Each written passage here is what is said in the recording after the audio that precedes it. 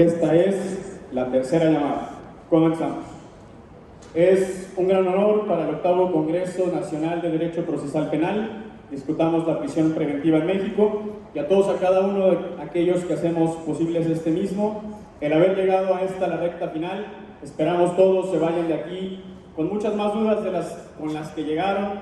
Asimismo, puedan haberse ido con un gran recuerdo y sobre todo aquella experiencia y satisfacción jurídica de haber estado entre los mejores ponentes y exponentes del derecho penal en el país. Es con esto que damos la bienvenida al conversatorio Situación General de la Prisión Preventiva en el Estado de Puebla. Nuestros speakers, maestro Sergio Osorio, para el cual pido un fuerte aplauso, por favor. Asimismo nos engalana el doctor Edgar Arbea. Un aplauso. De igual manera, nos hará el gran honor el maestro Oscar Sánchez. Fuerte el aplauso. Modera nuestro entrañable amigo, maestro Omar Vaqueiro. Cedo el uso de la palabra. Gracias a todos. ¿Cómo estamos, familias Pasa? Sobrevivimos, ya todo el día se nos fue el día de actividades. Tal como prometimos, este segundo conversatorio perfila ser ya un aterrizaje de todo lo que estuvimos platicando a lo largo de este día de instrucción y de participación.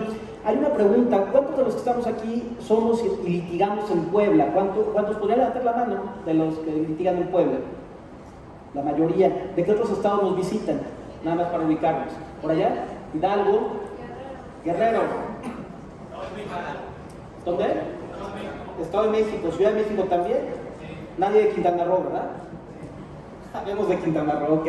Nada más para Medellín. Muy bien, pues vamos empezando. Las participaciones son las mismas, tal como platicábamos con los abogados. Vamos a tratar de hacerlo breve. La idea es aterrizar ya con puntos prácticos. Nos vamos presentando. Maestro, por favor, un breve curricular, su nombre, lo que quiera destacar de su formación. Los primeros 3 minutos, seguimos con Sergio, después con el maestro. Claro, sí, pues de la voz, el licenciado Oscar Sánchez Terrones. Toda la vida he sido postulante desde 2015 a la fecha. Me he especializado en temas de amparo, precisamente. Y bueno, ha venido el auge en temas de penal acusatorio. Yo creo que en el tema del penal acusatorio, pues obviamente se ha venido perfilando mucho el tema del amparo, y ahí es donde he tenido la oportunidad de ver un terreno fértil. Y pues toda la vida he sido postulante, egresado de la Benemérita Universidad Autónoma de Puebla, igualmente en la maestría. Entonces, los casos prácticos que vamos a comentar. Bienvenido, maestro Sergio. Buenas tardes. Buenas tardes a todos, es un gusto estar con ustedes. Veo muchos amigos, muchas caras conocidas. Qué bueno, ¿verdad?, que nos encontramos en este tipo de lugares en el que compartamos las experiencias. Obviamente cada quien tiene su postura, sin embargo, algunos lo conocen, algunos otros no. Soy el licenciado Sergio Osorio Sánchez, postulante en materia penal específicamente aquí en el estado de Puebla, en otros estados también. Nos gusta mucho dar conferencias, capacitaciones, clases, ¿verdad? Nos apasiona mucho esto y esperamos compartirles un poco de lo que hemos adquirido a través de estos años. Muchas gracias. Gracias, maestro. Buenas noches, su servidor Edgar Arbea. Siempre que me plantean el exponer mi currículum me preocupa porque no quisiera que conocieran los lugares de los que me han despedido. Entonces, realmente, pues solamente prestarme con su amigo, poder intercambiar en estos momentos una serie de reflexiones, agradecerle al maestro Lauro esta invitación, y en verdad que este tipo de congresos, este tipo de actividades académicas, pues puedo decir que amamos entrañablemente la academia desde hace muchos años.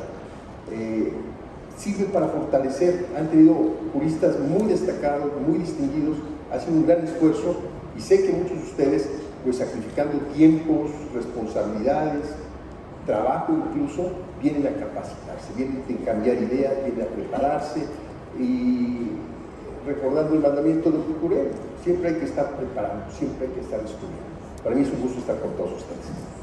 Pues muy bien.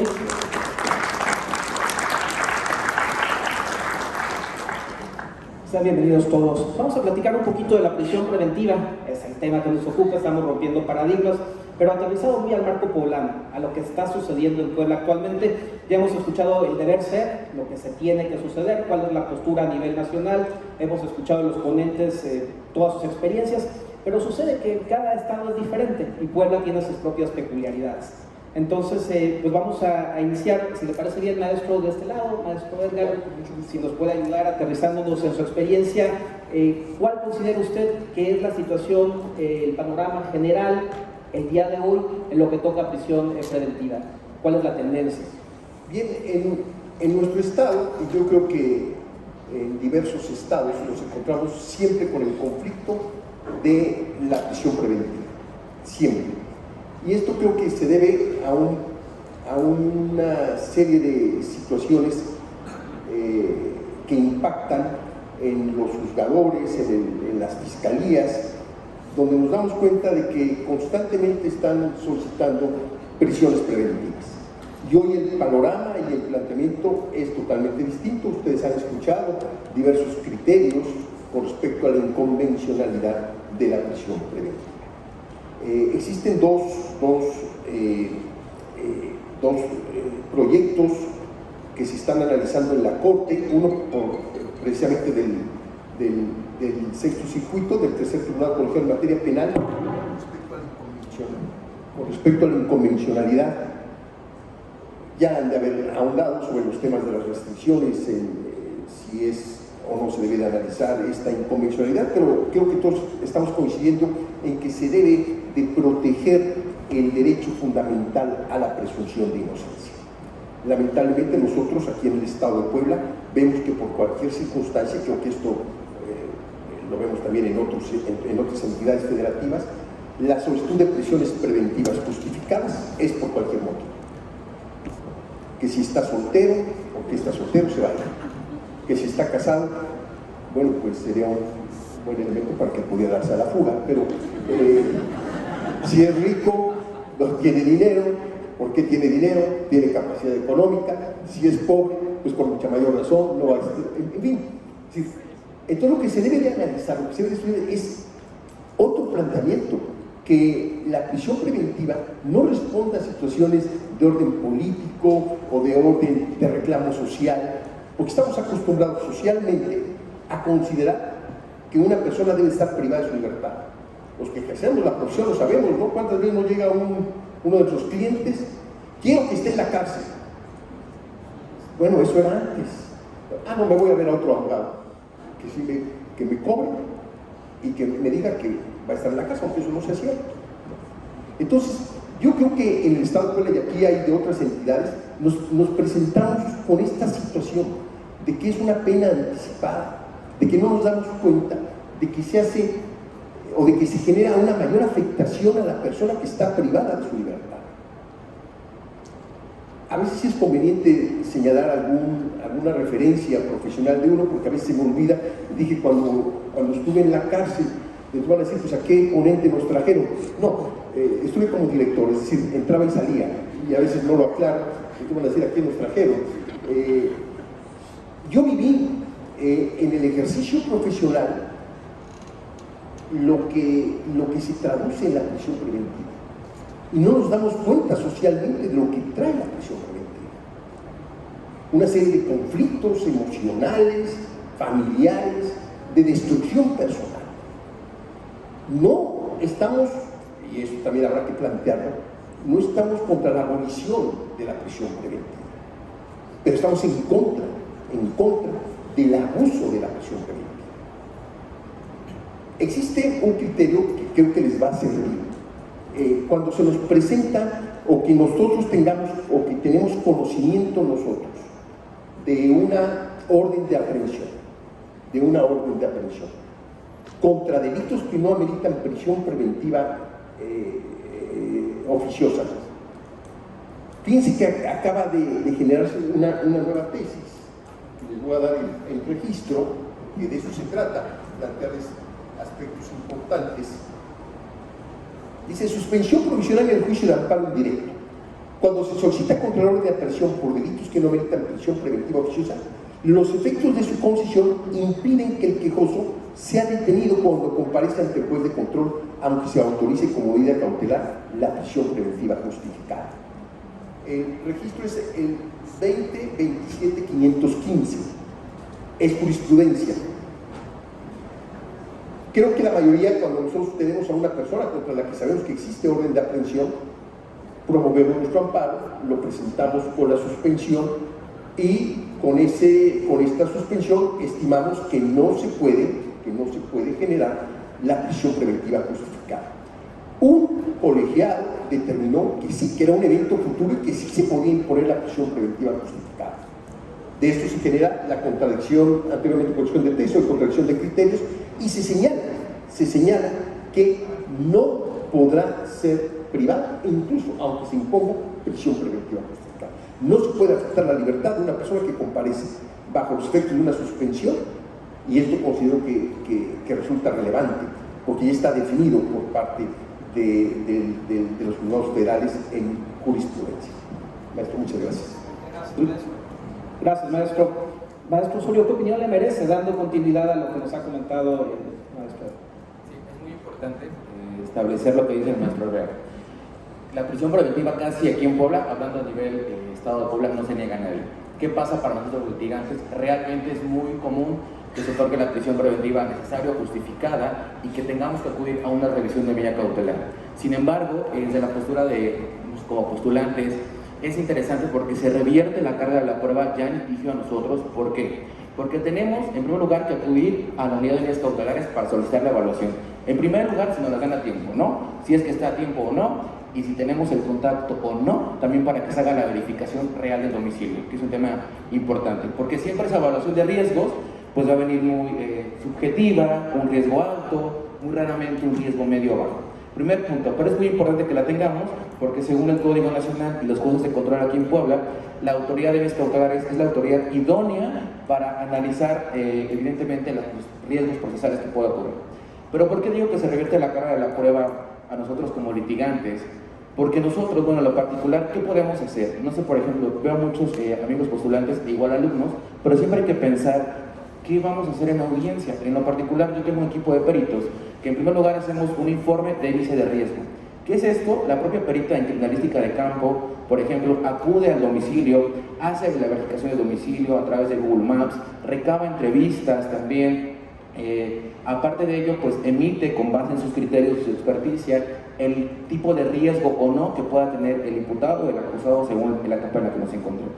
¿Qué más podemos hacer? Obviamente también en lo particular recabar entrevistas de testigos, siempre y cuando cuidando las formalidades que establece el artículo 217 del Código Nacional, porque sí, aquí en Puebla cuidamos mucho la formalidad. ¿Qué es esto? Pues que evidentemente traiga firma, que traiga la credencial, que haya datos del entrevistador, lo que cumple el artículo 217 de la Ley Ejecutiva de la materia. Hay que cuidar mucho esto, porque por ejemplo en lo particular, yo en la audiencia suelo promover mucho incidencias hacia el Ministerio Público. No me dejarán mentir, en la mayoría de los estados, no sé, por ejemplo, los dictámenes o otros actos de investigación que están en la carpeta de investigación por parte del Ministerio Público no cuentan, por ejemplo, con la credencial o la cédula del perito o la perita.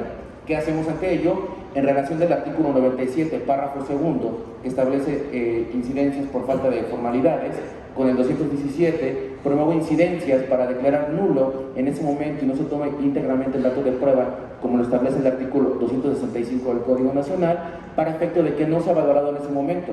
Porque siempre le digo al juez, este sistema de justicia penal es de igualdad entre las partes. Si Ministerio Público, o yo le corro traslado al Ministerio Público, con un dictamen, el informe de índice de riesgo, y mi perita o mi perito no anexa su cédula profesional o no se acredita como tal, evidentemente va a atacar la credibilidad de mi perito o va a tratar de que no se tome en consideración ese informe. Por eso es que también en Puebla somos, desde mi punto de vista obviamente, muy formalistas, ya cuidamos mucho la forma también así como el fondo. ¿Qué hacemos además de ello? Una pericial en criminalística, perdón, en criminología, en trabajo social, en psicología incluso, porque nosotros tenemos que probarle al juez realmente que hay condiciones o que no existe ningún tipo de riesgo, ya sea para la víctima o peligro de sustracción. Nosotros, es complicado, ¿no? Porque a pesar de que exista la sentencia son paz de Tepigle, que escuché muchos colegas estaban hablando el día de hoy, a pesar de que exista, muchos jueces le toman a favor o en contra, pero sin embargo, en audiencia es muy importante, yo ocupo 3 párrafos muy importantes. El párrafo 105, que nos habla acerca de la instrumentalidad, la idoneidad y la proporcionalidad. Este párrafo 105 de esta sentencia le imputa al juzgador la obligación de que él, al momento de resolver si va a declarar la prisión preventiva o no, hablemos de manera general, tiene que justificar en razones objetivas. Párrafo 105. Párrafo 106, también habla acerca de que la obligación del juzgador de imponer esta medida cautelar es con base en datos objetivos. ¿Qué es esto? En esta parte es muy importante porque guarda relación con el 108, el párrafo 108 de esta sentencia, que dice que el riesgo procesal no se presume, que debe ser probado por parte del Ministerio Público, digámoslo de esa forma. Entonces, muchas veces, no me dejará de mentir, llegamos a audiencia y el Ministerio Público dice, como lo refiere el maestro Rea, evidentemente, pues que no tiene una casa propia, que no tiene hijos, que la casa es rentada, que vivió en Tlaxcala, que vivió en Puebla, que vivió, no sé, en Ciudad de México. Sin embargo, son cuestiones subjetivas, porque debe tener algún dato objetivo realmente para poder solicitar esa prisión preventiva. Y bien interesante, amigos, aquí en Puebla, porque ya me ha tocado muchísimo, al menos los jueces de control, que a pesar de que, por ejemplo, hablemos de un delito, no sé, de secuestro, los jueces ya dicen, el Ministerio Público, a pesar de que esté en el artículo 19 constitucional, justifícame los 3 peligros procesales. Debes de justificar, independientemente de que hablemos ya de que es un delito de prisión preventiva oficiosa aún en Puebla, debe de justificar, hacerse cargo. Y mucha gente a veces se ríe o de mí cuando corro traslado con datos de prueba a fin de incorporarlos en la audiencia, como decía el maestro Alejandro. ¿Qué pasa? Digo, no, yo los incorporo porque evidentemente va a haber un debate por Ministerio Público para justificar si es que lo hacen, pero nosotros también vamos a debatir porque evidentemente queremos ir al juicio de amparo, ¿no? En la experiencia es súper importante que a pesar de que debatamos en audiencia inicial la prisión preventiva o en una revisión de medida cautelar, es bien importante que nosotros tengamos que ofrecer datos de prueba o desahogar medios de prueba, lo que se hablaba anteriormente. ¿Y esto qué trae consigo? Que en primer lugar, si vamos a incorporar datos de prueba y desahogar medios de prueba, sepamos justificar algo muy, muy importante y clave, la idoneidad y la pertinencia. Porque a veces da tristeza que cuando tenemos algún colega en audiencia, lleva dictámenes, los dictámenes son caros, no me dejarán mentir, no sé, 20,000 pesos, más arriba, hay tantos que cobran incluso mucho más, y que no permiten la incorporación del dato de prueba o el desahogo del medio de prueba porque el postulante no justificó la idoneidad y la pertinencia. Y qué feo, ¿verdad? Porque obviamente pues ya no se puede incorporar y pues bueno, en otro momento lo tendríamos que ver. De ahí esto lo quiero sentar porque evidentemente aquí en Puebla hay muchos asuntos políticos también y como dice el maestro, se otorgan muchas prisiones preventivas necesarias o justificadas, que sabemos que vamos a ir a audiencia y nos las van a negar probablemente, pero yo ya incorporé datos de prueba o desahogué medios de prueba. De ahí la importancia. Sabrán que el estándar probatorio, el dato de prueba, obviamente no va a tener el mismo impacto que un desahogo de un medio de prueba. Los propios jueces de control de prueba lo refieren. Cuando desahogamos un medio de prueba, evidentemente el nivel estándar se eleva. ¿Por qué? Porque lo sometemos al interrogatorio, al contrainterrogatorio y pasa bajo el tamiz del juzgador. Y aunque nos quiera negar en ese momento el cambio de medida cautelar, acudimos al juicio de amparo y en una experiencia propia práctica, en un asunto político, aquí en el estado de Puebla, yo sabía, como dicen, que hay línea, ¿verdad? Aunque me cansara de incorporar a 43 datos de prueba o desahogar a medios de prueba, pero eso sirvió, evidentemente, bases para el juicio de amparo, porque evidentemente era la única autoridad que iba a poder cambiar la situación de esta persona política. Y digo, no pasa únicamente con ellos, sino con otros imputados más o clientes más. Por eso la importancia de que hagamos nuestro trabajo como defensores, que tengamos bien claro que la carga de la prueba sí no nos revierten, porque el juez dice, no me justificaste arraigo, defensa. El 113, derecho del imputado a ofrecer datos de prueba, o el 117, tus obligaciones como defensor de hacer actos de investigación para cualquier etapa procesal, no lo hiciste. Y si tú no me justificaste arraigo, pues evidentemente tomo accedo a la petición del Ministerio Público y concedo la prisión. De ahí la importancia de que seamos una defensa activa. Defensa activa y cuando hay línea. Con eso seguiríamos la siguiente participación. ¿Qué sucede, como pasa en otros estados lejanos de la República, cuando hay línea o cuando la política criminal exige que se bajen las cifras? Que por ejemplo, digamos, vamos a la otra punta del país donde el narcomenudeo es lo de hoy y hay que bajar los números. Cuentan que en algunos circuitos, 27, 6 meses, el número es el 6, y la gente tiene que permanecer en la prisión preventiva bajo los efectos que usted señala, al menos 6 meses. Entonces, cuando se piden los cambios de medidas cautelares, cuando no se conecta el MP, platican, no se conecta el juez, se cae el sistema, y así va pasando el tiempo, porque al final del día la prisión preventiva se vuelve un negocio y un mercadeo. Eso no pasa en Puebla. ¿Cuál es la situación en Puebla, maestro? Cuéntenos. Sí, maestro. Pues mire, antes de abordar este tema, me gustaría retomar algo que manifestó el doctor Arvea, que es muy importante y que también voy a hacer colación con lo que nos dijo nuestro presentador. El chiste aquí es irse con dudas, no con respuestas, sino que chiste, ¿no? Entonces, la duda viene aquí en lo siguiente. Nos acaba de decir el maestro, yo también como buen aparista, no puedo permitirme esto, me genera tanto terreno fértil, ¿no? Y viene lo interesante, mire. ¿Qué dice el 166 de la ley de amparo? Dice la 166 de la ley de amparo precisamente el tema de la suspensión en materia penal. Establece lo que dijo el maestro Arvea, inclusive nos leyó la jurisprudencia muy atinada y precisamente por eso vamos a retomar. ¿Qué pasa cuando hay una orden de aprehensión por delito que no merece prisión preventiva oficiosa? Bueno, evidentemente el tema de la suspensión no lo sabemos todos, ¿no? Es que no se ha detenido y quedó muy claro con lo que acaba de decir el maestro Arvea. No se ha detenido, inclusive llega a la audiencia y dice, ¿sabes qué? Pues el chiste es que no se ha detenido, no me traigas a presentarlo acá, pero la suspensión es nada más que se presente ante el juez de control. Lo que sucede en la audiencia ya es otra cosa, ¿no? Exactamente. ¿Y qué te dice el juez? Porque hay juez de control muy mañosos y dicen, ya cumplí con la suspensión, no te detuvieron, y aquí termina, y te iniciamos, te formulamos imputación, pero la medida cautelar es un hecho futuro, ¿qué crees? Eso no te alcanza la suspensión y te quedas guardadito.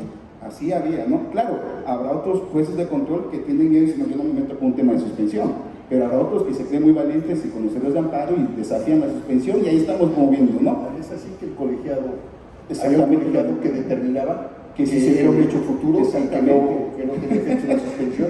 Pero lo interesante de esto, y escuchen, es ¿por qué el 166 establece lo siguiente? Leanlo, analícenlo. Y precisamente es este tipo de conferencias, de pláticas, como le digo, para generar duda, para generar conciencia. Dice 166, oye, si en ese momento es para que estés libre, es para que no te detengan, ¿vale?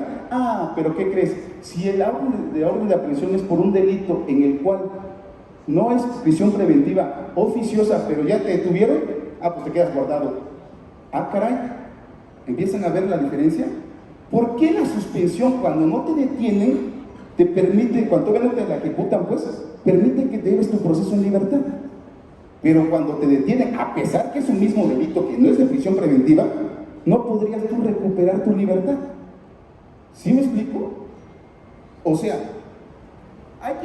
no sé si ustedes han presentado amparos, pues. En el tema del amparo, obviamente contra órdenes de aprehensión específicamente, se toma lo siguiente: cuando es un delito que no merece prisión preventiva oficiosa, no te van a detener, ¿ok? ¿Estamos de acuerdo? No te van a detener. Pero ¿qué pasa si cuando tú presentaste tu amparo, justamente te están ejecutando, te están agarrando y ya te ejecutaron la orden de aprehensión? Pues entonces la suspensión del juicio de amparo será, pues quédate guardado, ¿no? El tribunal de amparo nada más va a ser conocedor en cuanto a tu libertad, pero en cuanto al proceso, te vas a quedar guardado con el juez de control. No sé si logran ver por qué hay una diferenciación no justificada. El 166, ¿por qué a pesar de que son delitos que no merecen prisión preventiva oficiosa, es un trato desigual cuando te ejecutan la orden de aprehensión a cuando no te la ejecutan? Entonces ahí, y ojo lo que estoy diciendo, porque eso va a ser materia, y lo escucharon aquí en Espasa, lo escucharon aquí en Espasa, el 166 se va a reformar, ¿por qué? Porque no hay cabida con el nuevo bloque que viene en el tema de la prisión preventiva. ¿Por qué? Inclusive, les apuesto, y lo van a checar, no les doy más de un mes, que van a empezar a ver suspensiones con efectos restitutorios cuando se tenga que ver de temas de libertad en amparo. Ojo, ¿por qué? Porque precisamente es el trato desigual. Estaríamos hablando, si ustedes se ponen ya a analizar, estaríamos inclusive hablando de que la misma ley de amparo sería inconvencional. ¿Por qué? Porque nos está dando un trato desigualitario en la misma situación, simplemente por la ejecución o no de una orden de aprehensión. O sea, es algo interesante, ¿no? La situación en la cual nuestro juicio de amparo, que es garantista, su propia ley es incompatible con la Convención Americana de Derechos Humanos. Y nosotros lo vamos a ver, y créame, nosotros en el despacho lo hemos intentado, porque de eso se trata, ¿no? De generar semillas y demás. Pero bueno, ¿qué pasa? Pues nos las niegan, no importa, hay que seguir la queja y demás, ¿no? Hemos intentado 3 veces, pero en el juzgado tercero de Tlaxcala, el juzgado tercero distrito de Tlaxcala, él, en el tema de cuando nosotros pedimos la suspensión para efecto de un traslado, entró a fondo e aplicó precisamente la prisión preventiva, aplicando pues, ya la famosa sentencia de la Corte Interamericana, ¿no? Pero ojo, solamente fue sustantivo. Yo digo que hay que meternos al procesal, a lo que establece el 166 de la ley de amparo, y nadie lo ha tocado, ¿eh? Nadie lo ha tocado, en el cual dice, ¿sabes qué? El 166 es incompatible. Léanlo. Créanme que, como les digo, no es una situación que podríamos aventarnos inclusive una clase de suspensión, porque es muy interesante. A lo mejor veo cara así como de, ay, es que esto está como, ¿qué está diciendo el ponente, no? ¿Qué está diciendo el ponente? Pero precisamente es eso, se generen dudas y que alcancen a ver que en la misma ley de amparo hay un trato desigual y no está justificado. Bueno, no sé si ahí termina mi participación o abordamos en lo que seguimos siendo el maestro Sergio. No, excelente maestro. Mire, el tiempo. Claro. El tiempo, en lo que llegamos a esa etapa, estamos de acuerdo en que sí pasan los 6 meses. Sí, fácilmente, sí, claro. Sí, Sí, la presentar el amparo, ¿no? Y es otra cosa que también es interesante, otro punto. Adelante. Cuando se conceden los amparos contra temas de medidas cautelares, ¿qué hacen? Muchas veces dice el 71, si no me recuerdo, 71, 71, dice, son defectos inmediatos. Pero hay jueces de distrito que dicen, no, porque el Ministerio Público puede presentar revisión y hay que se quede guardado. ¿Y cuál? Ya nosotros presentamos queja y demás, y un colegiado aquí, el segundo colegiado en materia penal, determina, oye, si es cierto, el artículo es claro, una vez que se concede es defecto inmediato, aunque después en la revisión de los bloques, ¿eh? Siempre y cuando no sea delito de prisión preventiva. Siempre y cuando, exactamente. A ver, maestro, eso es importante, dijo usted, retome, Sí, por favor. sí, es una cuestión muy importante. Miren, se obtiene a veces sentencias de amparo respecto a que no se encontró elementos o datos objetivos para justificar la prisión preventiva. Cuando se trata de prisión preventiva justificada, el Ministerio Público interpone revisión, porque ya saben ustedes que el Ministerio Público se opone a todo. Entonces, bueno, pasa en Puebla. Yo sé que también en todo el país, no venimos a atacar a las fiscalías, pero eso es la realidad a la que nos enfrentamos. Yo fui director de control, no iba a decir en mi currículum, fui director de control de procesos de la Procuraduría hace años, cuando era, ahora es Fiscalía, hoy es Procuraduría. Y hablaba yo con el procurador y le decía, oigan, porque recuerdan ustedes que en el sistema tradicional la apelación suspendía los efectos de la sentencia. Y entonces una persona que había sido absuelta tenía que permanecer privada de su libertad hasta en tanto en cuanto se resolviera en la apelación. Y la apelación podía durar 6, 7, 8 meses en este sistema inquisitivo, dictatorial, violatorio de derechos fundamentales. Y nosotros le dijimos al procurador, oiga, procurador, claro, no le vamos a dar carta abierta a los ministerios públicos adscritos, pero sí que cuando esté bien fundamentada una sentencia, ¿para qué apelar? No se puede apelar por apelar. Y hoy nos encontramos que apelan hasta las condenatorias. Hoy tiene 50 años la máxima, yo presento apelación. Es inconcebible ese tipo de situaciones. El Ministerio Público está faltando los deberes de lealtad y de objetividad. No se trata de apelar por apelar. Entonces decía el maestro Oscar una cuestión importante.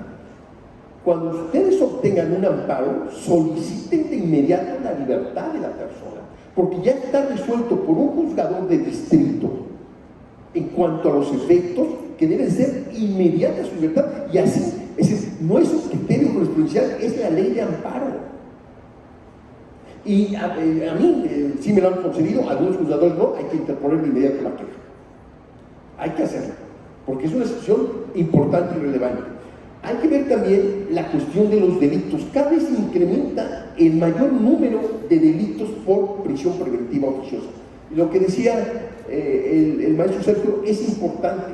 Nosotros hay que hacer valer, independientemente del resultado de la evaluación, porque la unidad de medidas cautelares solamente conoce 3 palabras: altísimo, superalto y alto, o no procedente. Bueno, pues hay que entonces tomar una defensa activa, como lo señalaba. No hay que confiarnos con ese tipo de planteamientos. Gracias. Muchas gracias, maestro. Maestro Osorio, el índice de bateo, porque decía hay que intentar y lograr los resultados. Actualmente en Puebla, de sus asuntos, ¿cuántos de ellos logran el objetivo? Realmente es muy importante comparar lo que dicen los maestros. ¿Por qué? Porque no me dejan mentir los litigantes en José Luis de Puebla. Pues sí, realmente todos van a revisión. Yo respeto mucho a los ministerios públicos, claro, porque no sabemos cuándo vamos a encontrarnos en el camino también. Lo respeto demasiado, pero también la tiene complicada, O sea, también la tiene complicada porque obviamente tienen que justificar, como decía, los 3 peligros procesales. Aparte de todo, la carga que tienen que justificarlo. Sin embargo, aquí en el estado de Puebla, hace un año, un juez de control, un juez de juicio, estábamos en la etapa de juicio oral, ya se cumplían los 2 años que marca la Constitución, solicitamos, evidentemente, el cese de la medida cautelar de prisión preventiva oficiosa, y pues yo me imaginaba llegar a amparo, ¿no? Dije, pues lo voy a hacer, voy a justificar, defensa activa, incorporé datos de prueba, etcétera. Me imaginaba llegar hasta el amparo, pero muy objetivamente el juez dijo, no, aplicando la sentencia de la Corte, que yo creo que durante esta charla de estos días ya ha quedado muy clara, y al haberle incorporado datos de prueba, al haberle justificado idoneidad y pertinencia, al hacernos cargo de por qué no había acreditado el Ministerio Público sus peligros procesales, cambió, evidentemente, desde la audiencia, todavía ni siquiera aperturábamos el juicio, realmente estaba señalada la fecha, pero ya se iba a acabar los 2 años, dijo, ¿sabes qué? Cambia la prisión preventiva oficiosa, claro está, dio un arraigo domiciliario, pero porque era un homicidio en contra de 6 personas, analizando la idoneidad y proporcionalidad, desde luego, y la necesidad de cautela. Sin embargo, no es lo mismo a que el cliente esté aquí en San Miguel, por ejemplo, con todas las condiciones que lleva a cabo, a que esté en su casa. La verdad, hasta aquí que llegaba más gordito, más cambiado, tranquilo, ¿no? Y eso se agradece, porque hay que verlos del lado del postulante. Éramos nuevos en juicio, el equipo de defensa, pero al ver la familia que estaba en prisión por más de 2 años, llegamos nosotros y pues los mandamos a su casa, que esté tranquilo, hay que darle de comer, etcétera. Claro que cambia la perspectiva y claro que hay mucha más confianza en nosotros, ¿no? Porque se prevé un buen juicio oral. Entonces, de ahí también, digo, no todo está malo en Puebla, no todo está perdido, porque hay jueces que sí tienen ese valor de decir, no, desde aquí elimino la prisión preventiva oficiosa, siempre y cuando lo hemos dicho, lo justifiquemos, porque tampoco nos los van a regalar, ¿no? Desgraciadamente, aunque el 130 es muy claro del Código Nacional, que es la carga de la prueba del Ministerio Público, desgraciadamente, si queremos obtener algo, tenemos que probarlo nosotros con datos de prueba objetivos, ¿no? O medios de prueba objetivos. En ese sentido, desde Puebla lo he obtenido, ya a nivel federal sí es complicado, independientemente incluso en este momento ningún juez de distrito ha dicho de manera inmediata, en mi caso particular tampoco, no vamos a engañar a nadie, ¿verdad? A querer crear falsas expectativas, no. Sin embargo, como dice el maestro Oscar, hay que seguirlo intentando, porque a través de nuestro trabajo es como vamos a poder lograr pues, un cambio, ¿no? en el tema de postular. Excelente, maestro Osorio, muchas gracias. Maestro Sánchez Terrones, ¿cuáles son las herramientas o las estrategias que considera usted son necesarias en Puebla ahorita cuando vamos a defender a sus representados para ir poniendo esas semillitas en el camino y prever las posibles resoluciones de vinculación en prisión preventiva? ¿Y en qué etapa es que vamos a lograr que se revierta la medida? Yo ahí sí coincido mucho con lo que dice el maestro Osorio. O sea, definitivamente, aunque consideremos que muchos dicen, ay, ¿cuál es la solución a todo? Pero si no hiciste nada en la audiencia, pues ni con la superiorita de la queja te ayuda, ¿no? Pero entonces, sí, es muy importante lo que dice el maestro Osorio. Hay que hacer los actos de investigación, incorporarlos como defensor, sobre todo para el tema del arraigo, ¿no? El maestro Osorio dio una clase muy pues, precisa en el sentido de que qué es lo que debemos de tomar, ¿no? El tema de los arraigos, el tema de la idoneidad y la pertinencia, y efectivamente que lo dijo muy claro, el tema de la sustracción o la posibilidad de evadir la justicia no se presume, debe de tener datos objetivos, y eso me da mucha risa porque también coincido con lo que dice el doctor Arruea, que para todo está mal, ¿no? O sea, si no tienes casa y eres pobre, te vas a ir, pues no tienes casa. Y si tienes 5 casas, ¿en cuál de las 5 casas va a estar, no? Entonces ni peras ni manzanas en ese caso. Entonces hay que ser muy objetivos en todo ese caso. Y respondiendo a una pregunta anterior que le hizo al maestro Osorio, ¿cuál es el porcentaje de bateo? Púchale, pues, la neta, ¿qué le gusta? De 100, 80 se quedan ahí, se van hasta en el amparo, porque pues, la verdad es que con todo te lo justifican, como también dice el maestro Arruea, aquí en Puebla, en otras situaciones, pues no sé, aunque me ha tocado postular en diferentes estados, está muy marcado aquí en Puebla que la unidad de medidas cautelares todo te lo saca mal, todo te lo saca mal, entonces pues ya ni lo incorporamos, lo único que nos sirve es para saber que no existe un tema de una investigación anterior y ya es el único dato existente que sirve, ¿no? Sin embargo, ¿qué podríamos establecer? Yo creo que es muy importante, lo reitero, el tema de la investigación Voy a contar una historia. Así como hay situaciones en las cuales es jueces muy valientes y los fiscales siempre los malos, ¿no? A mí apenas me pasó por primera vez al revés. El fiscal fue muy objetivo y el juez casi lo regaña. Le explico. Estaba un tema de prisión preventiva de los 2 años, se había extendido. En este caso había un coimputado que presentó el amparo antes que nosotros. Nosotros no quisimos irnos al amparo, fue un error, también cometemos errores, pensábamos que nos íbamos a ir al juicio más rápido y pues no, ¿qué pasó? Nos lo fueron retardando y entonces nosotros dijimos, no puede ser. ¿Qué tuvimos que hacer? Pues presentar un amparo. Salió el amparo obviamente en favor de uno de los coacusados, en el cual pues se otorgaba, obviamente se los concedía, y nosotros argumentamos lo mismo, ¿no? Básicamente era argumentar lo mismo que ya había resuelto el amparo, porque eran sociales, porque toda la situación, el hecho fáctico era el mismo. Bueno, entonces vamos a audiencia de revisión de medida cautelar, se anexa el otro también a la medida, pues de una vez todos, ¿no? Pues vamos en combo. Y ya llegamos a audiencia, y el fiscal, en verdad lo que nunca, yo ese día hubiera comprado un boleto de la lotería y chance no nada. ¿Qué pasó? ¿Qué dijo el fiscal? Su señoría, pues creo que es ocioso realmente desahogar esta audiencia. Es claro que ya hay una dictaminación por parte de un juez federal en el cual ha precisado los puntos de por qué no debe de continuar la prisión preventiva, y en ese deber de lealtad yo no tengo nada que manifestar en cuanto a la modificación y el cese de la prisión preventiva. Y yo llevaba mi speech, ya ni lo leí. Yo dije, no, pues está chingón, así me adhiero, ¿no? Entonces, ¿qué pasó ahí? Pues yo dije, pues esto sí nunca lo había visto. ¿Y qué resuelve la jueza? Increíble lo que es la jueza. Pues yo esperaba que la fiscalía por lo menos me pidiera la prolongación de la prisión preventiva. Y yo, pero si usted es la garantista, licenciada, ¿cómo va a estar diciendo eso? Hasta da ganas de subirlo en la audiencia, no en video así, pero pasa. Entonces, yo creo que hay que estar muy preparados en el tema de, como lo dice, para terminar el punto, ojo, hay que estar también muy conscientes de, sobre todo, pues, ¿cómo decirlo? Este concentrado de conocimientos de entender que la prisión preventiva nunca debe de ser precisamente ese tema de castigo, sino una medida cautelar, y hasta que entendamos eso, hasta que entendamos que es una medida cautelar y que no debe ser con fines punitivos.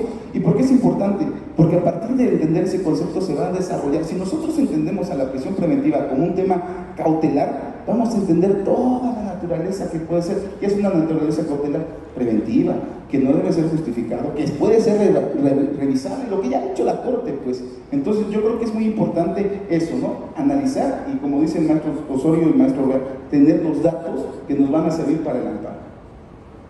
Muchas gracias, maestro, muy claro. No podemos obviar la presión social que existe y la percepción, ¿no?, de que hay la puerta giratoria y que más tardan en meterlos que lo que van a salir, los jueces corruptos, los abogados que defienden a los malos, etcétera. Esa es una realidad. Sin embargo, nos toca lo mismo defender, jugar el papel de defensa como el de asesor jurídico victimal. A los postulantes hacemos ambos y es nuestra obligación el no olvidarnos de las víctimas. Porque al final del día, si nuestro defensor pisa la cárcel, pues también se convierte en víctima por lo que usted señalaba, maestro, de que está sujeto a un convivio con reales delincuentes, y a lo mejor el que llegó siendo halcón, ya luego se vuelve tirador, y el tirador se hace sicario, y ahí van aprendiendo en la universidad del crimen. Ahora, la vía adicional del profesional de derecho. Pareciera que ahora la defensa pasiva ya no existe, y lo que necesitamos los penalistas es llevar una defensa activa, estarnos preparados y bajar los criterios.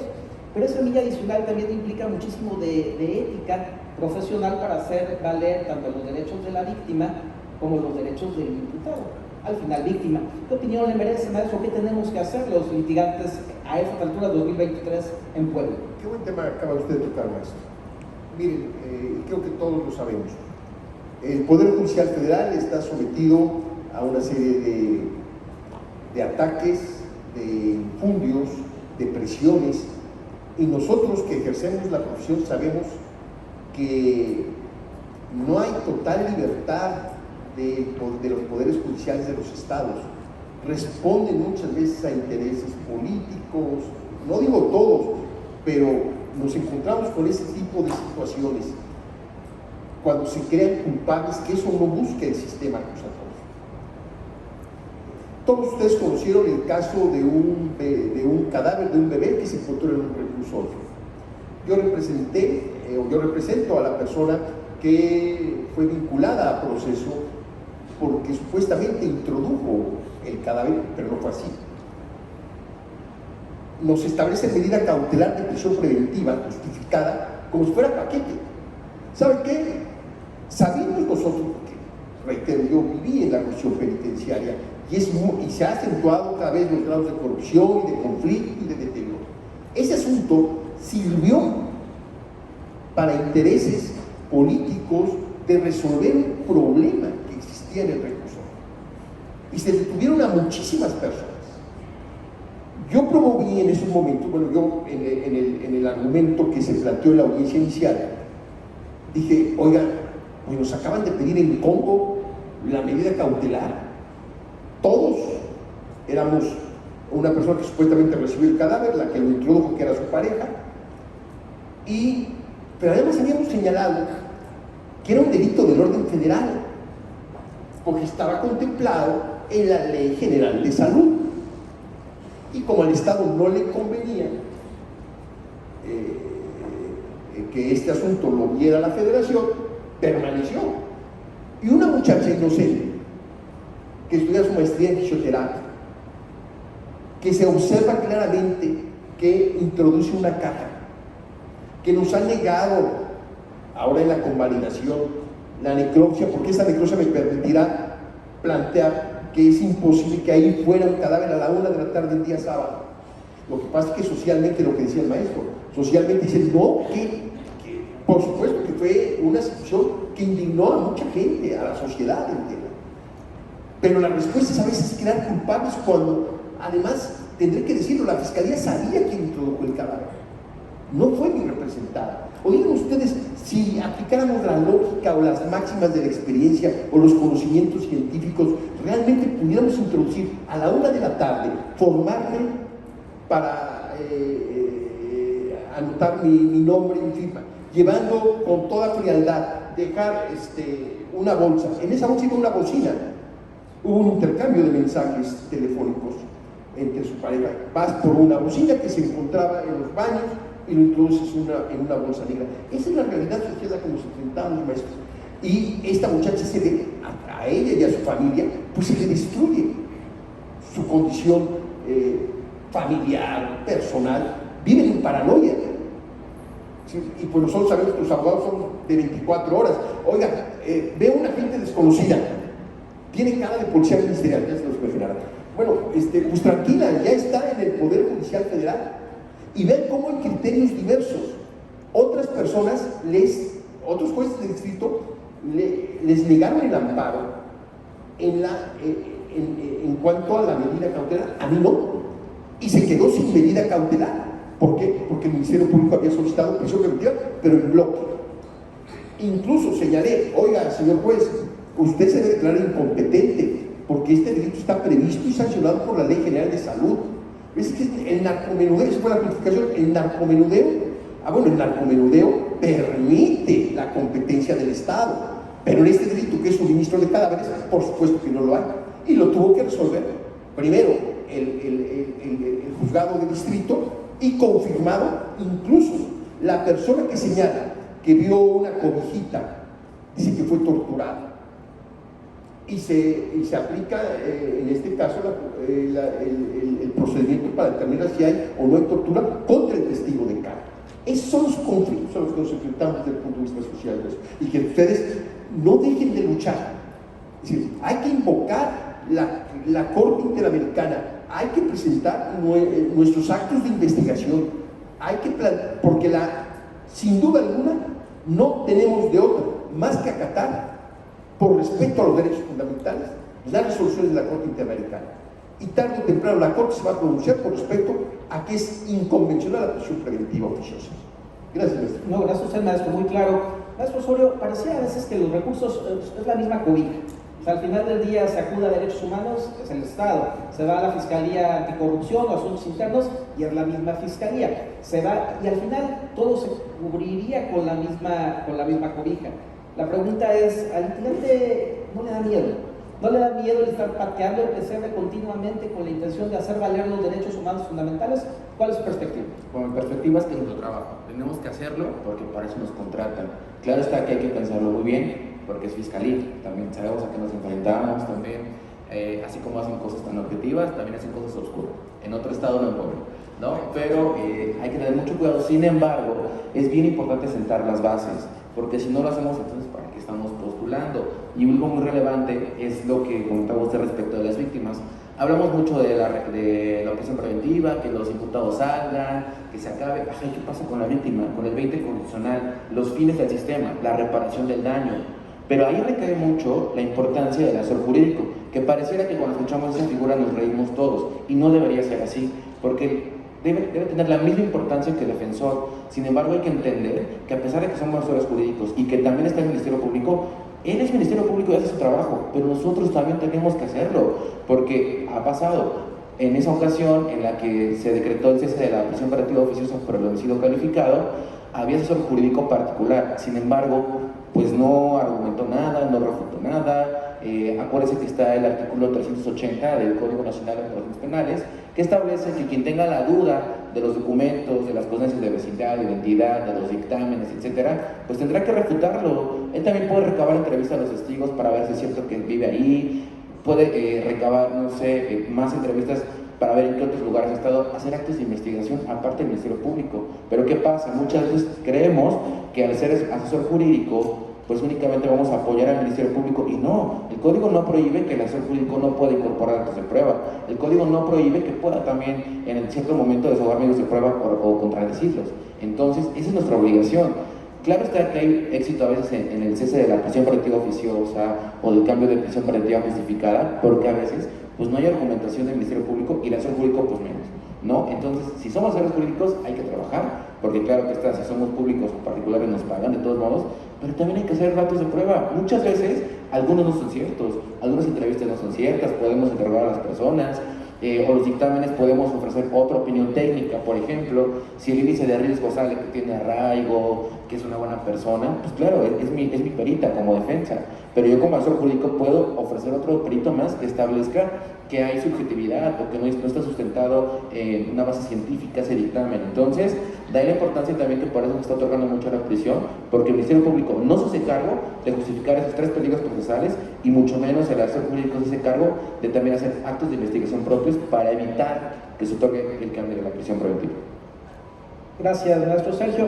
Maestro Oscar, para las futuras generaciones, ya los que estamos aquí arriba estamos con nuestro índice de bateo bajo, 2 de 10, intentando subirlo y sembrando para el futuro, para dejarles un legado donde a ellos no les cuesta tanto trabajo, igual que nosotros recibimos a este escenario.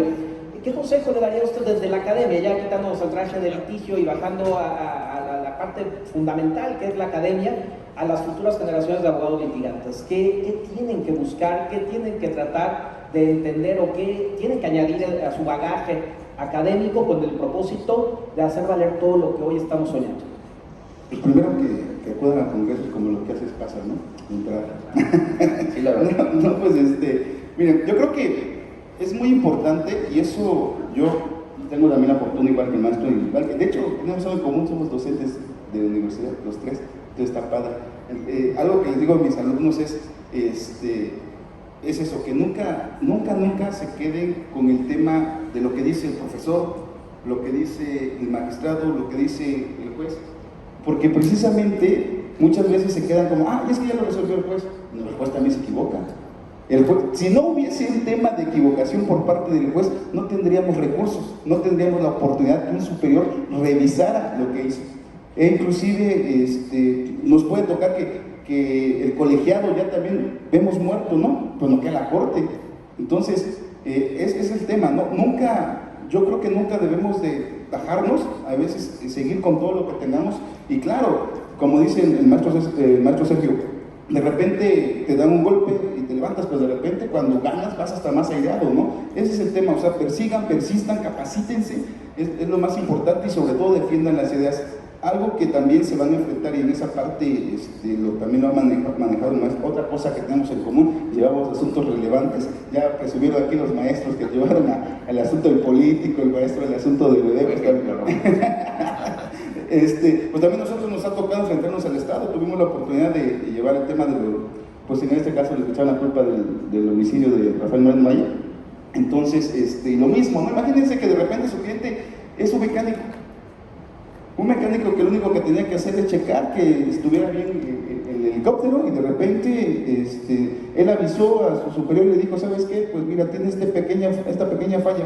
Hablando de coche, le falla la direccional, la luz de la direccional, ¿no? Y de repente se accidenta tu coche, que en este caso era un helicóptero, y iba el gobernador, ¿no? Y el senador y la gobernadora. Lo mismo que el maestro Abreu. Ese tema también era un tema federal, pero no le conviene al Estado sacarlo. ¿Por qué? Porque lo quiere tener acá, la presión política. Y obviamente esto lo tomo porque es importante en dos vertientes de lo que se ha conversado en esta situación. Una, ¿da miedo? Claro, da miedo, te enfrentas a situaciones que tú no sabes, ¿no? Y eso le va para todos los que están aquí y se consideran penalistas. Yo siempre he dicho, creo que el abogado penalista pues es como un lobo solitario, ¿no? Lamentablemente estás en medio de todo. ¿En medio de todo y por qué? Porque si no cumples con tus clientes te van a estar presionando, ¿no? Te van a estar, depende también qué tipo de clientes vas teniendo. Y dos, si les empiezas a ganar todas a la fiscalía, pues empiezas a ser un enemigo incómodo, ¿no? Y entonces, ¿qué va a pasar? Cuando tú necesites ayuda, no, ¿para qué? Ese estamos en contra. Entonces, es importante también medir el riesgo que ustedes tienen. Yo siempre he dicho que, pues mientras lo hagamos bien, las cosas derechas y todos contra la ley, pues yo creo que inclusive los ministerios públicos y demás, los jueces de te van reconociendo porque pues saben de tu trabajo, no más allá de las marrullerías de temas, es un tema que te defiendes con la ley, te defiendes con los argumentos, y eso, donde quiera que pares, implica respeto. Entonces, eso es lo que tendríamos que decirle a los jóvenes. Traten de ver y visualizarse como lo que son, como personas que entendieron el derecho, que pueden aprenderlo y que pueden jugar limpio, ¿no? Obviamente, yo, como le he dicho, me preparé al principio, yo confío mucho en el tema del amparo, me considero amparista más allá de penalista. Entonces, desde aquí también apoyo el Poder Judicial Federal, porque pues obviamente está en la embestida política. Si cae el Poder Judicial ya todo va a ser político, entonces desde acá el apoyo para el Poder Judicial Federal. Pues qué manera de concluir nuestro conversatorio. Realmente muchas cosas quedan en el aire, el tiempo es insuficiente. Vamos a abrir el espacio para unas preguntas finales de parte del auditorio, si así lo consideran. Si alguien tiene alguna pregunta en específico o varias, por favor levante la mano ya a manera de conclusión. Tenemos una. ¿Alguien más?